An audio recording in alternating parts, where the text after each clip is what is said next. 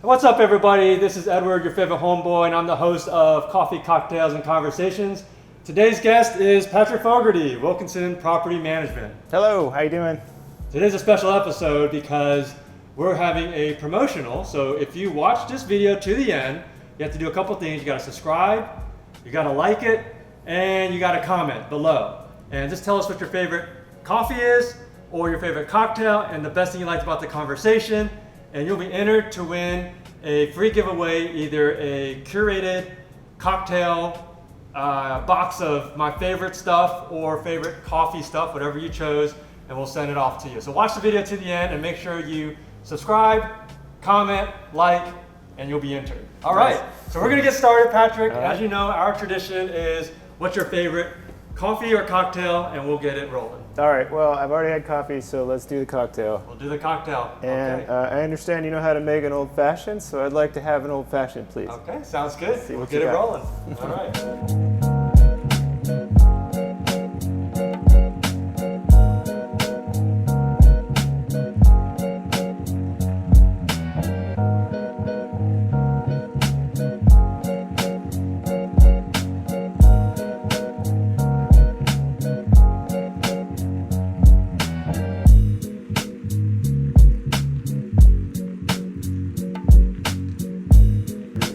That's gorgeous. Good job.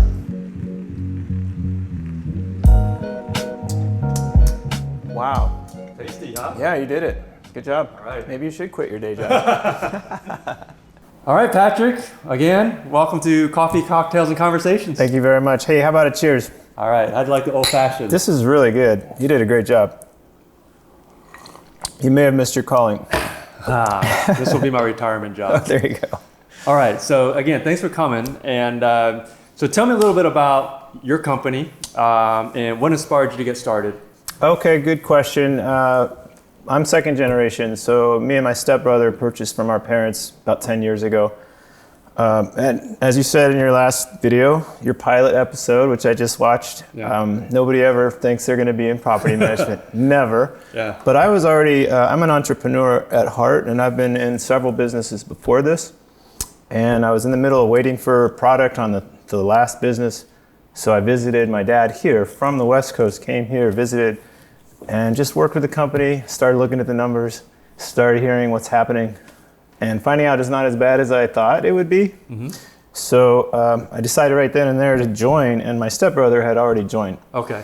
So that's how I ended up in it. All right, so he got a little head start on you. He did, he's got a few years on me. Okay, and then when you first entered into that business, what size were you at about? Yeah, good question, because we have grown a lot.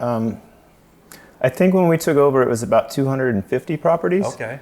The recession helped us a lot. Yeah. We grew, quickly during the recession. A lot of people couldn't sell, so they were upside down. They couldn't sell, and we shot up to like 450 or so. And what amount of time? During like probably 5 years, 4 or 5 years. Okay.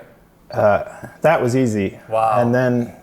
And then we grew to 900 by purchasing a company that my stepmother, Sandra Wilkinson, was not friends with coworkers, affiliates years ago. So they sold us a company that was bigger than our own. Okay.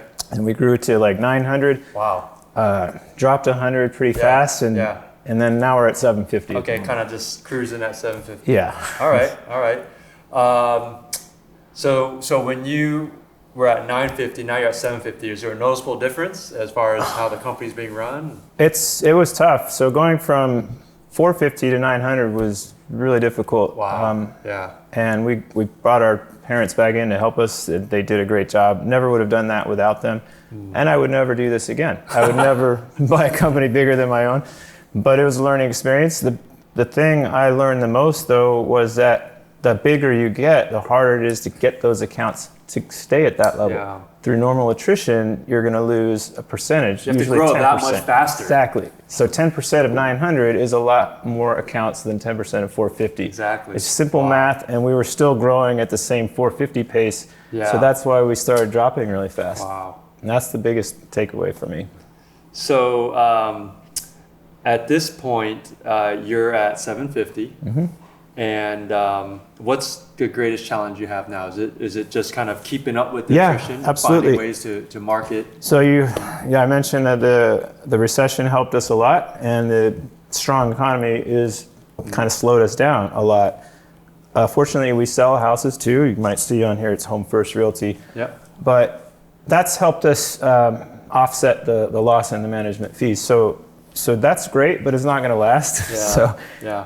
what I've been doing is concentrating on every direction to find business. You know, what works, what doesn't work, and what works, we keep it. What doesn't, we throw it away. And we're still learning. We're not where I need to be or where I want to be right now. Yeah. So I want to just hit 850 right now. Do you find that the same strategies that work to grow your business when you're at 250 are pretty similar, no matter how big you get? Well, do you find that you have to diversify more? SEO, obviously. I like organic growth. I don't want to purchase again. I will if I have to, but purchasing a property or a portfolio means that you've got all that money you're spending. Organic growth, if you can get it, is the least expensive way to go. It's like investing in your own company. Right? Yeah. Invest in your own company and grow organically. Yeah, and SEO, search engine optimization, it's just your website has to get at the top, on the first page. We have a new website, and that helps a lot. We put some videos in there. And that was a big deal right there. That helped us get business. We're trying pay-per-clicks. We've stopped doing that. Huge amount of money. Quick. Oh my God. And then another one, all property management, pay-per-lead. They're very cold leads, wasting a lot of money on that. But we're trying everything. Oh, and then of course referrals. Yeah. Those are the best. Like I said, I watched your video with Tom Buffoni, and he did a great job. He nailed exactly what I would have said to just about every topic. And referrals are great. We're going after that all the time, of course, agent referrals. Yeah. Now, one topic that when we were talking with Tom about was about pets. And he had a different strategy than I thought, but I want to get your take on it. So when it comes to pets, pets is just one of those things. Some people are like, no, I don't want them. They're going to trash my house. Other people are like, yeah, let them trash it because I'm going to make extra money. Well, a lot of people don't want them, and that's a big barrier. So depending on which study you look at, 50 to up to 70% of tenants have a pet, which is hard to believe. But so I go with the 50% number. Why would you want to cut out 50% of the market? Right. Especially if there's a lot of homes on the market, and every day of vacancy is dollars lost. So accept the pets. Think of the house as an investment property. It's not your home anymore. You're not going to live there, although some people might move back, but you're not going to live there. We take care of the problem. Like we take a pet deposit, and they get it back if the place... Just take care of the place. Exactly, and you add it to the full deposit. It's not like pet damage, pet deposit. You get the full deposit, pays for the pet. Pet owners come in with like a portfolio. They want to show you that they have a good pet. Yeah. Because they want you to rent to them. So, and not only that, there's something that just came out a few years ago called PetScreening.com. Tell me about that. PetScreening.com is really cool. It doesn't cost us anything or the landlord. It's the applicant that pays for it. Okay.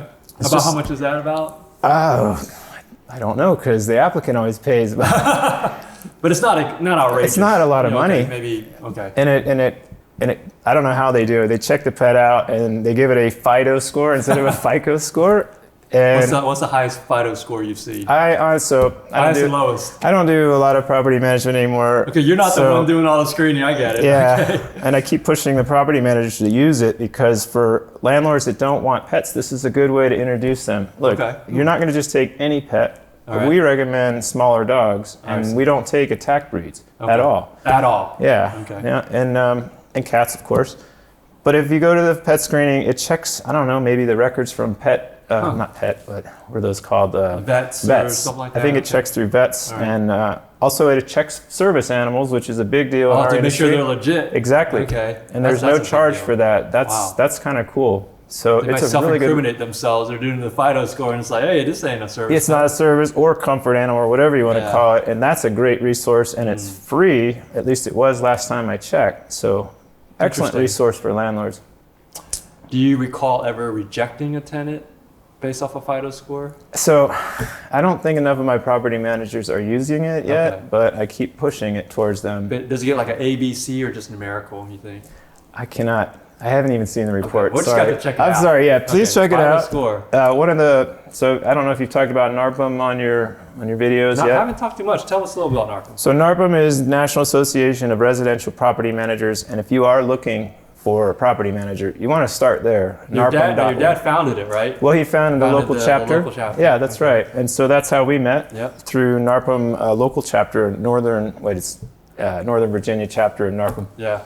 And so it's just basically sharing information between company owners like ourselves and staying on top of things, going to conferences and learning. And we pride ourselves on being ahead of everyone else, or just holding ourselves to a higher level. We even have our own code of ethics, just like realtors. We're both realtors. We have a code of ethics, and NARPM has a code of ethics. So we follow 2 code of ethics. Yeah. I love NARPM. I mean, that's where we met. That's where I met Tom, and I definitely learned a lot. And you're always very generous with your sharing your knowledge and experiences. And believe it or not, I'm learning from you. I'm learning from Tom. I mean, everybody has a different way of doing it, and there's room for all of us. Yeah.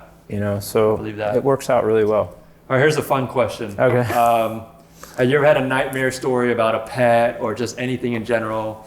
In all your years, you got a lot of homes you've seen. So give me a nightmare scenario. There's been a lot of them. I haven't seen the worst ones, thank goodness. You've heard of like people dying in the property, the tenants dying. Yeah. So we've had a couple of those. I wasn't there for it. And I can't remember if there was a smell, but I think there might have been on one of them. Oh man. Yeah. And then most recently, angry tenants that got tossed out of that place defecated all over the house. All over the house. Oh, what a mess. And my poor property manager and the poor contractor that went in there to clean up, you can imagine. It's bad. Oh man. I'm sorry to laugh. I want to take over that house. Yeah, and then of course, hoarders. I mean, just people that don't know how to clean their house and the smell. Ugh. Yeah, so don't self-manage, folks. Let us take care of your problems. Speaking of self-managing, so self-managers, all those people who are managing it themselves, why should they hire a property manager versus just doing it themselves? They can save some money. I'm absolutely glad you asked, because we face this a lot, and we made a video towards it on our new website. We have a video regarding that, and basically our message is you don't know what you don't know. Mm-hmm. The laws are changing constantly, especially the local laws. Every year Virginia is, they're changing the laws. I think they feel compelled. There's no reason sometimes. They're just gotta change job security. Exactly. And the federal government changes and everything. We're following all these different laws, local, state, federal. That's just the tip of the iceberg. And the most complaints of any real estate comes from leasing and tenant landlord issues. So the biggest complaints from from where? Well, you would say, of course, discrimination complaints, but just not taking care of my house, as you know. Oh, they never do anything. They never fix anything. Yeah. And sometimes that's right. And there's habitability laws. And some landlords don't even realize, they don't know that they can't change the locks on the house if the rent isn't paid. Right, you can't just do that. You can't do that. So basically they're trying to save a few bucks, and we run the numbers, and if you consider your own time involved, we actually save them money by hiring us, because we're increasing the rents when you should. We're getting them the property rented fast to avoid vacancy, which is the number one expense. Yeah. We're doing all this stuff, and all of our services are tax deductible. So if you look at the video on our website, wilkinsonpm.com. Shameless plug. We'll have it in the comments below. Then you can see that we do save money, and especially if you value your own time in any way, shape, or form. I tell my clients, it's like buying and selling is a bigger transaction, but it's less risky because you're not in that year-long relationship, right? Exactly. Where there's a refundable deposit that can be given back or not, and so that's what makes it so absolutely litigious. It's like they're always fighting over that money. Yeah, in fact, and I love Tom's interview. He really said it just right, because basically we're negotiators. We're trying to figure out what the owner has to have and requires our client, and what the tenants are demanding, and that's based on the law. And then we're like, well, can we meet somewhere in the middle and make both of you guys happy? You want a tenant, you want a place to live, let's just fix this. And that's what we do. We're mediators. That's been great. That's great. So I just want to close with one question, just kind of make it real applicable to someone who's watching out there who maybe they're thinking either two things. So first question I want to ask is, if I'm just wanting to get started in property management, I want to have rental real estate. I want to be one of your 750 units, right? What advice would you give them in this market? Any advice? First thing you need to do is get some experience. So come and apply at my place and see if you're up to the challenge. A property manager needs to be detail oriented, hands down. Not everybody's good at it.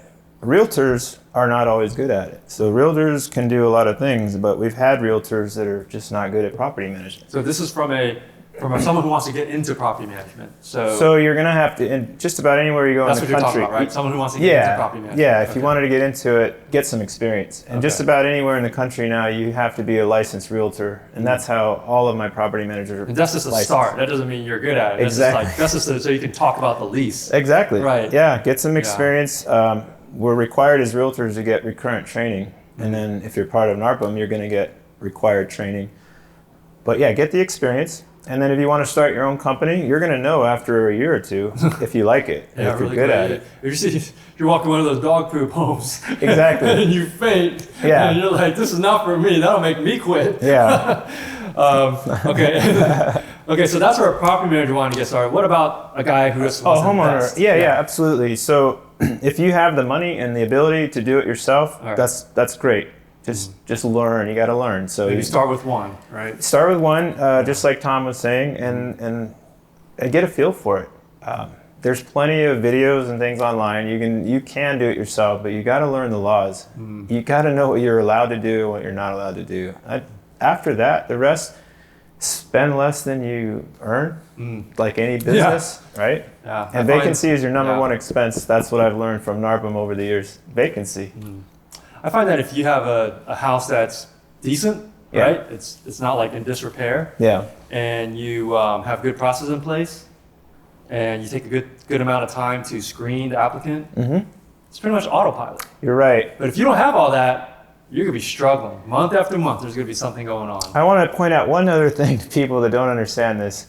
Price is important. If your place isn't renting, lower the price. It's always the price. People want to say, oh no, I have this. Yeah. No, it's the price. Yeah. And in the last 8 months, prices have been going down. Someone that got $2,500 last year for their place doesn't want to lower it to $2,300, but that's how you get it rented sometimes. You got to be quick. Vacancy is your number one expense. So drop the price quickly. That's what I would recommend to the self-managing people. Cool. Hey, Patrick, this was awesome. Thanks for having me. You bet. Cheers. Just want to let the cheers. I'm all done, man. Good job. Let me finish. All right. If you're watching this video, don't forget to subscribe. Don't forget to like the video, and most importantly, comment below. What is your favorite cocktail? What is your favorite coffee? And what did you like best about this conversation with me and Patrick? To be entered to win a curated box of my favorite cocktail or coffee paraphernalia. Nice. This is your favorite homeboy, Edward, signing out.